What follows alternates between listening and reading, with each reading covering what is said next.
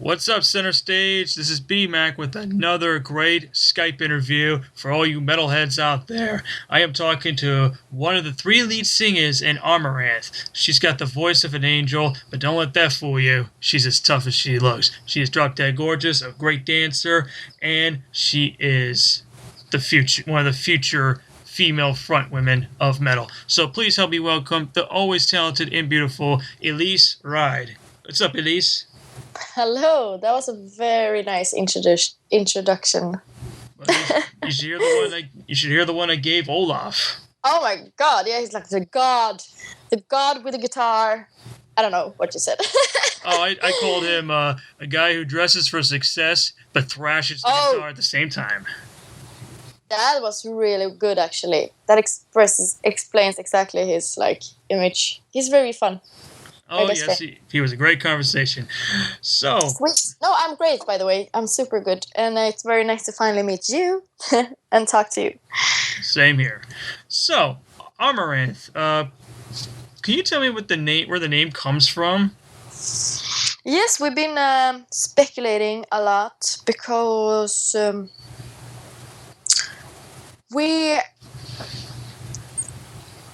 first came up with it not really knowing what it meant ourselves. But then we, of course, we had to Google and do research, and we found out that it comes from Old Greek, and it's I actually Google the name where it comes from is Amaranthos, and the explanation on Wikipedia is that it's like, I'm gonna try to say this good in English. No, but it's like a poetry way of explaining an everlasting, never fading flower. Oh wow, that's awesome. So it's actually pretty. I mean, it fits us well somehow.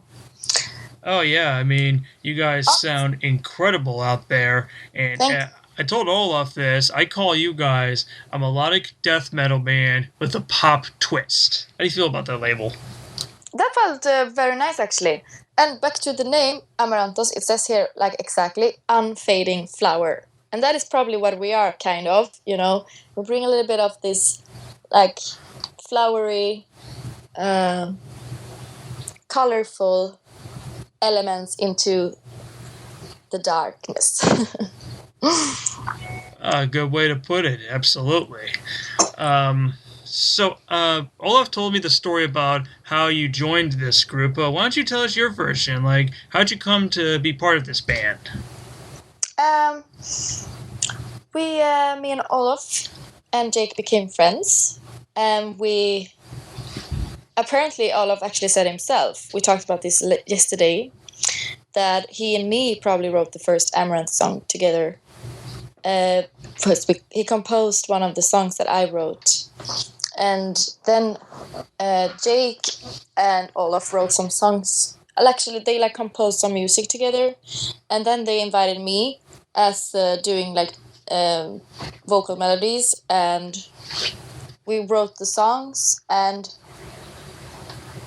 we had our different, I thought I could maybe use the songs for my solo project. Olaf had his own band, and Jake wanted to start an all-star project. And so we were just oh yeah, let's put those two songs up on MySpace. And, MySpace had these, categories where you could be, a band which was signed, or an unsigned band, or, yeah, I don't know what else. But we put out our material, under unsigned bands. And we put a picture of it. Was me and Olaf and Jake, and we called ourselves Avalanche back then. And then we got requests from labels being oh my god, shit, what is this? This is so cool. And it's rare. The sound of this is super, could probably be something. And the songs are good too. So we were okay, what should we do then? Well, probably we should just, find musicians for the band and create a band. And that's what we did. Well, and it worked out really well in your favor. I mean, you were playing. Thanks. Yeah, we're still here, like 10 Abs- years later. oh yeah, absolutely. I mean, you guys, what you did something that was supposed to be for help you with the solo project, but you ended up coming together and creating something that was beyond everything your expectations ever imagined. I mean, what's the ride been like for you guys? Sorry, what's the... Your expectations have gone beyond what you probably were thinking with this group. How's this ride been for you?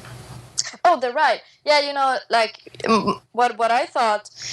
Because I grew up in a metal family. I mean, my brother had a band, like, sludge metal, death metal, you know, like, it's called Abandoned. And my father listened to more, like, common metal rock music, like Kiss, AC/DC and stuff like that.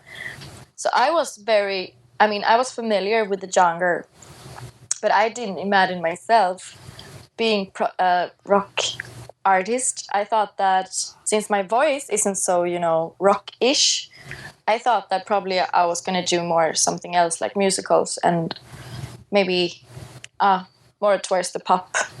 But somehow I felt myself like, okay, why didn't anyone come up with this before? Because I think it works well with the contrasts, you know, to the music. So I loved our music. Myself, I thought that it was the best music I ever heard because it kind of brought every personality and every genre together. And for once, I thought that I could even have my brother and father listening to the same music like me, you know. So it was for me, it was much more about the like statement, you know, to create something which could be for anyone more than focusing on doing things that other people already done. Like it's so obvious, like if you grow up and you have a great country voice, that you become a country singer. Or these days people come up even with like Volbeat. I mean, his voice could be anywhere, but he puts it together with metal and it becomes unique. So the ride for me has always been the focus on that, like, you know, making people think outside the box. So that's been the biggest, like, you know, that's what I am most happy about when it comes to the success, is that it seems like people actually really got inspired. And it's been a wonderful ride. It's been very tough, of course, like from the beginning, and so many new things. But now I feel like there is nothing else I would rather do in life than just continue with this band. That's a good way of putting it. Yeah, you got a new album coming out this October with Amaranthe, Maximalism. You got 3 albums in, you got a 4th one coming out. In your own words, tell us what's going to be different about this record compared to like Massive Addictive and Nexus. Okay, I think that the word maximalism comes from, like, you know, the opposite of minimalism, obviously. Mm-hmm. And I think that we try to maximize ourselves when it comes to the songwriting. So it's going to be a lot of things that are very different that we probably would never have done like 5 years ago. I mean, not even like considering it. But we also love to, you know, create new things and develop ourselves and our sound and see like what we can do. So that's the thing that's most different from the other 3 albums, is probably that we did a bigger change without losing our identity, though, of course. And yeah, it's going to be very interesting to see what people are going to think about these new elements that we put in. Yeah, Olaf calls it an adventure because you're doing different things on this record compared to the other one. So tell us some of the... What are the songs that you helped write on this record that I think people are going to love? Do you mean, like, should I mention the titles of those songs that I think people are going to love the most, or? Yeah, like the titles and why you think they're going to like these songs the best. Oh, okay. How many of them? Give me a couple. All right, so let's probably say then Boomerang, because that's one of my favorites, and also that song, because that's the most, like, unusual metal, Amaranth-ish, but still Amaranth. And it's, like, more groovy, and it's pretty interesting, I think. It's very personal, too. Like all our songs, though. I mean, there's always a personal touch into the lyrics and all that. And I would also say, like, supersonic, because that's freaking, like, I don't know what flew into me when I came up with that, title and the story behind that song. Anyways, it makes me very happy. And I would also say, like, Endlessly, because it's a power ballad, more towards, like, the classic ballads writing, and it's also very personal, and I hope that people that hears that song are going to understand the meaning behind it. And last, I would say On the Rocks, because that is also, like, a song with a lot of attitude, and it's about having fun and not so much about deep things, which could be pretty nice sometimes. Wow. To just, like, get loose, party. Yeah, you do have a couple of party songs on here, according to Olaf, but you do tend to do something a little different for each song. You don't always stick to the same formula like AC/DC or Aerosmith. You just go for something different every now and then. Yeah, absolutely. Yeah, that's true. I mean, if you just listen to the music, I mean, you could hear what kind of energy we want to put out, but if you listen carefully to the lyrics, you could, like, actually hear that, okay, there's, like, either it's a little bit of, it's a little bit of, we know what we want to say with each song. I think for us it's very important, even if it could sound shallow or, like, if people doesn't get it immediately, like why we want to write party songs like that. it's still about something that I think is real. Something real. That's cool. And this is your second record you guys are doing with Henrik, who came in a couple of years ago to replace your former screamer Andres. How is he different from Andres? I mean, how's he been on the road and on the record? The fun part is that, Andy, he was very much, he was in the same, like, he came from the same school like my brother did, my older brother. They have the same technique of screaming. It's like a little like light tone in it, and it's very aggressive, I would say.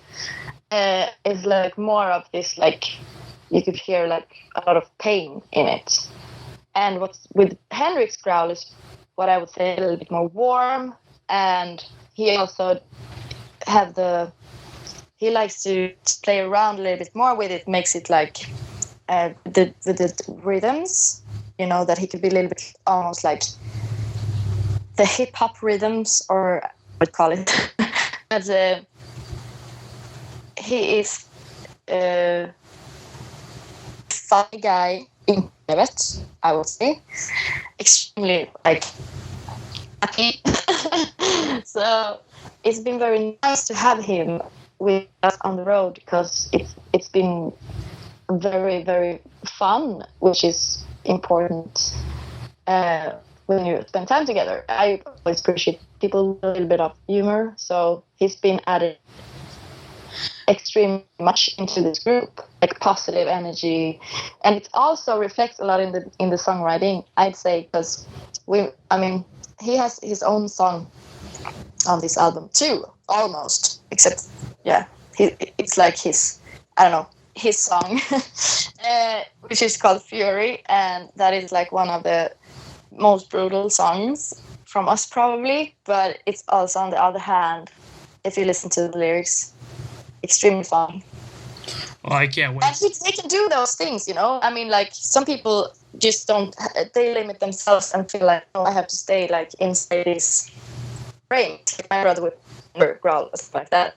But like Henrik is the one who can do that. So it's very fun for us as founders to have him on board.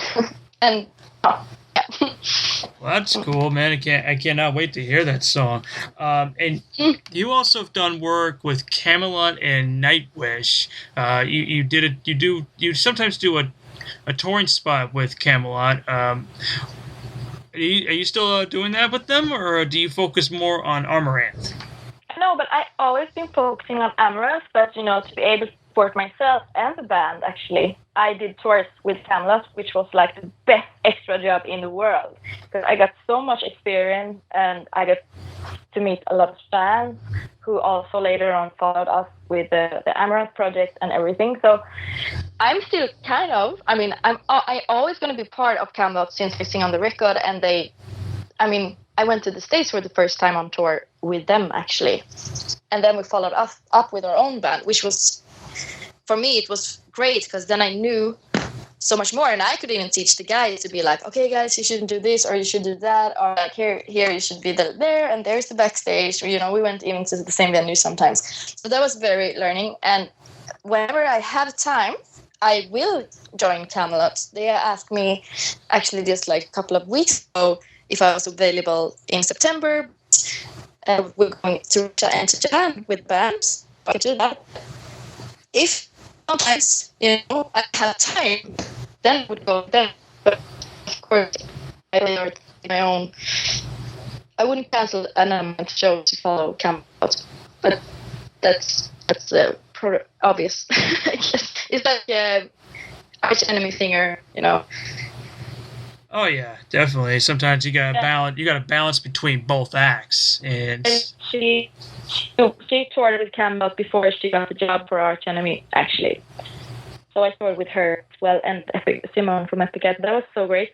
And they are doing the same thing. Like, I wouldn't say no to go on stage with Camelot again and sing my songs. That would be great. But the thing is that I don't have so much time anymore doing that. Which is very positive that we have so much work to do with the Amaranthe. And also every Christmas, like in December, I'm doing this Raskasta Joulua, which is like heavy Christmas in Finnish. And I then sing together with Floor Jansen and the bass from Nightwish, Markku.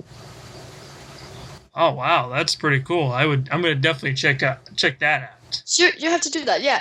So it's the first time. I've been there for 3 years working with Markku, but this year is the first time that Floor Jansen is joining, because this thing has been big. It's like Trans-Siberian Orchestra, but in Finland, and a little bit smaller, but still like very big shows. It's huge. You convinced me. Sorry? You convinced me. I'm gonna definitely check it out this December. When you guys put out the album, I'm gonna go get it. Oh, that's so great. We play like 35 shows. We're starting in November. So I'm going to go there actually straight after this European tour with the band. And it's really fun. There is, of course, a lot of other Finnish stars, like from Amaranthe and, great bands like that. And I am 25% Finnish, so it makes sense that I'm in that show.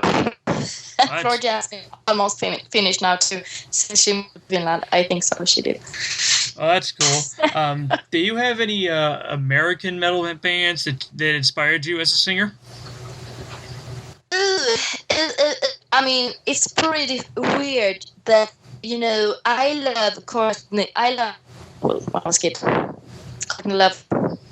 Courtney Love. Ooh, Courtney Love. That's a name I never thought you'd say.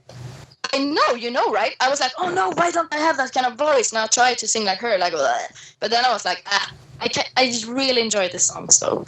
Well, you can sound like her. All you have to do is And around, get back, and I'm just anymore. Perfect. That's perfect. Thanks. It hurts a little bit though. Well, I bet all you have to do now is change your looks, look a little trashy, look a little wasted, and then boom. You can you can front a Courtney Love cover band.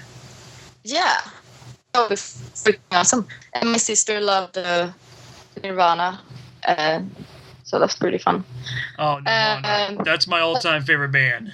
Oh, they were great. But I didn't like the bands my sister liked because I always liked the opposite from what she liked. So I liked then Courtney Love instead. And Hole, this girl's band. And that's awesome. She liked that. I like Spice Girls. So. Did you say Spice Girls? Yeah. Ooh. But hey, they're from England, I know, and I loved Queen. But those are from England. And I have to say someone from America, right? I can't come up with it. Jesus, it's so hard.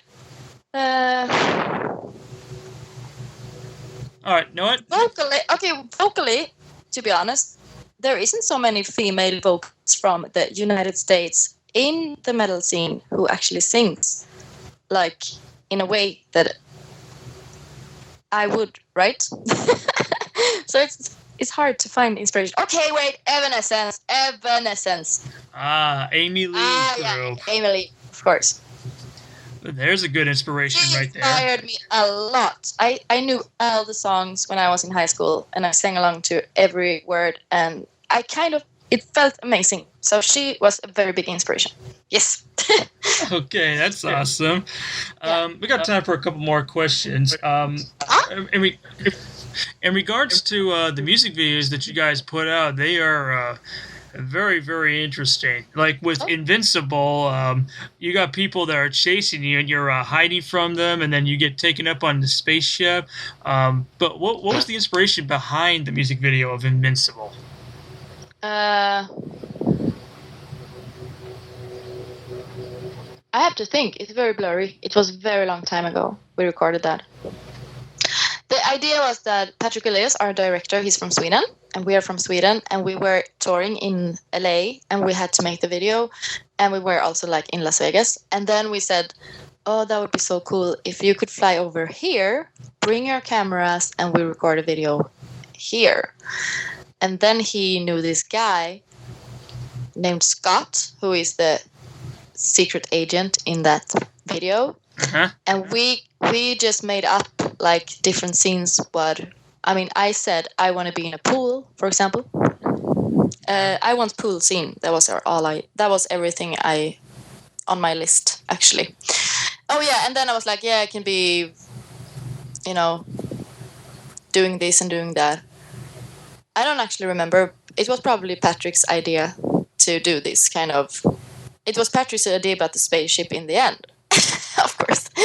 But and the locations and everything. Since we were on tour, we didn't have so much time to plan. So he did the planning, and all I said was that I wanted a pool scene, and that is how that video came about.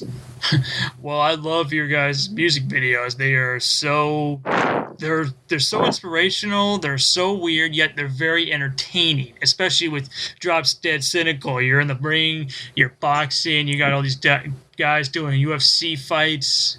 Love it. That's good. Thanks. Yeah, we like to bring energy and action into our. I mean, of course, the main inspiration is that we want to do like action movies, and I'm an educated actress actually before, and I was like, oh, can we do how much can you do in 3 minutes? It's not so much you can do, but at least you can try to do a little bit of acting. So that's what I always love about our videos is that and then people comment singers in bands should not try to act. But I was like, hey, I am actually educated. Anyways, but as soon as if you could just bring some energy and action or things like that is something I really, really love. And some videos, if you would say probably true, that is of course more personal, and it wasn't so much of scripting writing. It was more I want to do this because that's what I used to do, and I want to show people where I come from, so that's pretty personal and not so much acting. And which one did we did also Digital World. that was also like I thought it would be nice to have this kind of some kind of theme that represents what the song is about, which is like about everything is digital. So why wouldn't like if we could make us look like digital, and that's was the idea behind that video. So Yeah, my favorite video from the Massive Addictive album would had to be True, because really? that was a great performance you did. Being a dancer and finding yourself. I mean, I got the message right away. It was a great. It was a great video. Thank you so much. No problem. Do you have a dance background? Yeah, we were in my old school. That was the school I used to go at. So the girl like on the wall is me, and it's still there actually. And they took the picture the year I quit the school. It's an like it's like called performing arts school, and it's like inspired from Broadway, like everything. Everything that has to do with show. There's some from Broadway in the United States, and it's a lot of international teachers there. It's called Performance School. So it's a school for professional artists. So you teach 10 years of dancing and classical ballet, jazz, and modern jazz and tap dancing. And then there is theater, and then there is singing, vocal classes. So I went there. So I studied 6 years. Oh, that's cool. I got one final question for you, and this is the one that really tells me what kind of musician you are. Beatles or Rolling Stones? Oh, Jesus Christ. That's mean. I'm sorry. I throw it out there with everybody. Okay, I say Beatles then. Ooh, Beatles. I say Rolling Stones. Why do you say Beatles? I know. Because I listened to Beatles like every freaking day also when I was a kid. Because my father played them for me, and we saw a cover band which I thought was Beatles, like the real Beatles, because they sounded exactly the same. But then my father explained that no, the real Beatles are dead. No, they're not dead, but yeah, John Lennon was dead. So I was like, no. And then I listened to all their albums, and I learned all their songs, and I think the harmonies is very nice, and it's very like. But now when I grow older, and I think about the songs and people explain to me, like, okay, what about Yellow Submarine? What do you think that song is about? And I was like, oh, no, I don't want to know. What would you say is your favorite album from the Beatles? Oh, that is really hard. It is. It's very No, but, okay, the one that has, like...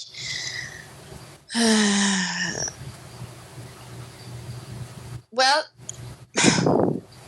probably...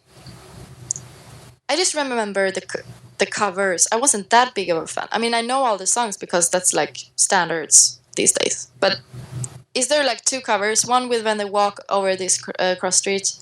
Oh, Abbey Road. And then there is one when they have like 4 faces, right? On the. Those were the two. Like in squares. I'm sorry, but I wasn't that nerdy, so that I remember exactly which album I love the more. I just know what songs I like a lot. Oh, that's cool. There's many. Yeah, my favorite is always going to be Rubber Soul, because they had like a lot of Motown influence, and that was just a great record. Okay. All a right. little bit young though, also to remember, like, because I listened to them later, after they split up and shit. These kind of bands are bands that kids today knows about. Yeah. Well, yeah, they were my start of an education in music, so you got to start somewhere. Exactly. Well, hey, at least that's all the time we have. I know you're on vacation. You want to get back to it. I just want to say thank you so much for talking with me. I'm finally happy we got to do this interview. Oh, yeah, I'm very glad too. And now I'm going to put on the video so that I can focus and wave to you, if this is okay. Hey! Oh, hello! Oh, this is me. This is how I look when I'm in, hey! See, because when I speak, I would be like, yeah, and then it's like, no. And then I have my coffee here. You didn't hear me drink, right? I think I've heard you drink a couple times. What? No. Boy, at least let me tell you something. I think you are a better singer than Beyonce will ever be. Oh my god. I don't know if I could take that. If you really mean it. I do. That was You're the best compliment I ever got. I do. I mean, Because I listen a lot to her. I mean, I'll admit she does have a nice voice, but I think you bring something more to the table than her. She's just a one-trick pony to me. Okay, that's really cool. No problem. That's really cool to hear. Thank you. Yeah, no problem. In center stage, this was Elize Ryd of Amaranthe, and be sure to go get their new album coming out this October, Maximalism. If you love melodic death metal with a pop twist, this is the group for you. And they will be on the road, hopefully sometime next year in the States and in Europe. And Elise, again, thank you so much, and I will look forward to seeing you when you come to Anaheim, hopefully, because that's where I'm from. Oh, really? Yeah, but we have a tour, there in February. Oh, it's not official yet, but we're planning it. So you have to come there then. If we're going on 70,000 tons of metal. Well, you know what? If you're inviting me, I will definitely come. We'll get some dinner if you want. That would be great. I would say yes. That's yeah, fine. okay, but I so hopefully see you then in like February, March or something. Yeah, I will definitely keep my ear to the ground and my eye on the screen for upcoming dates, especially in Southern California. I'm definitely going to come see you. Okay, great. And California is great. Nice. We have a great place to play in. We love that. Well, thank you. That actually means a lot to me. So, Elise, thank you very much, and I will see you on the road. Thank you for taking the Oh, no problem. Have a good one. See you out there.